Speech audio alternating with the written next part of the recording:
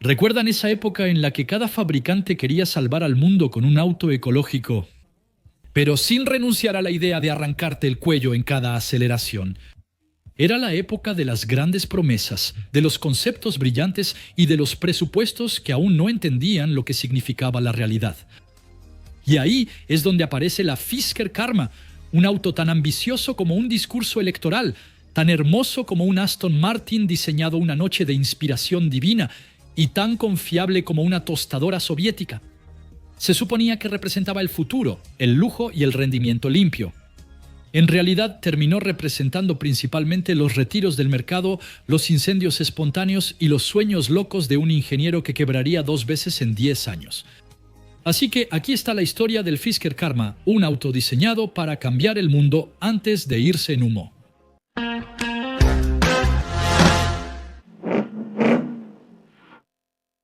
Todo comienza a mediados de los años 2000. En ese tiempo la idea de un auto eléctrico de alto rendimiento era más absurda que un refrigerador a gasolina. Pero Henrik Fisker, un diseñador danés con un currículum tan largo como un catálogo de opciones de Porsche, decide intentar lo imposible. Henrik Fisker no es cualquier persona. Es el tipo que diseñó el BMW T8, el Aston Martin DB9, el Vantage 8. En fin, sabe hacer autos bonitos. Y un día se dice: ¿y si ya no trabajo para otros y lanzo mi propia marca? Así es como nació Fisker Automotive en 2007. Pero Henrik no quería hacer solo otro superauto para millonarios. Quería hacer un auto limpio, un auto de lujo, eléctrico, pero con un verdadero estilo, una verdadera presencia. Un auto tan hermoso como un Aston, tan ecológico como un batido de espinacas y tan futurista como un Tesla, que por cierto, en esa época aún no existía realmente. Aquí está el resultado. La Fisker Karma. La Karma es un sedán de casi 5 metros de largo, tan ancho como una SUV y tan bajo como un superdeportivo, con un diseño que atrae todas las miradas, incluso de quienes no son aficionados a los autos. Tenía esa especie de maldad tranquila en sus líneas, el tipo de auto que, incluso estacionado, parece decir: sí, soy magnífico, lo sé. Técnicamente, la Fisker Karma no era totalmente eléctrica, era lo que se llama un híbrido enchufable con extensor de autonomía. En resumen, contaba con 2 motores eléctricos traseros, alimentados por una batería de iones de litio de 20 kW. Y cuando esa batería se quedaba sin carga, un motor térmico turbo de 2 litros, tomado de General Motors, se ponía en marcha. Pero ojo, ese motor térmico no servía para impulsar el auto, solo servía para recargar la batería. El motor hacía girar un generador que producía electricidad, la cual luego iba a los motores eléctricos que eran los que hacían girar las ruedas. Puede parecer raro y sobre todo complicado, pero en ese entonces se consideraba una solución brillante. En modo completamente eléctrico, el Karma podía recorrer unos 80 kilómetros, lo que entonces era muy bueno. Luego, una vez que la batería se agotaba, el motor de combustión tomaba el relevo y podías hacer aproximadamente 400 kilómetros adicionales. En teoría era genial, en la vida real un poco menos. En 2011, la Fisker Karma llega al mercado, un año antes que el primer Tesla Model S. Cuesta alrededor de $100,000 y tiene éxito. Leonardo DiCaprio y Justin Bieber, entre otros, compran una. El interior está lleno de materiales reciclados, de madera proveniente de árboles caídos de manera natural y de cuero ecológico. Un lujo con conciencia ecológica. Pero muy pronto empiezan todo tipo de problemas, técnicos, mecánicos, electrónicos, informáticos, en fin, todos los posibles. La batería la proporcionaba la empresa estadounidense A123 Systems. Cabe destacar que la fiabilidad no era su mayor fortaleza. Algunas celdas estaban mal soldadas, lo que provocaba cortes de energía, paradas repentinas, alertas en el tablero e incluso, en el peor de los casos, incendios. Porque sí, varios Fisker Karma literalmente se incendiaron, algunos estando estacionados y otros después de haber sido inundados. De hecho, un centenar de Karma almacenados en un puerto de Nueva Jersey fueron sumergidos por el huracán Sandy y algunos se incendiaron. También hay que hablar de la prueba de Consumer Reports, la famosa revista que compró un Karma para probarlo. Como resultado, el auto se descompuso antes incluso de comenzar la prueba.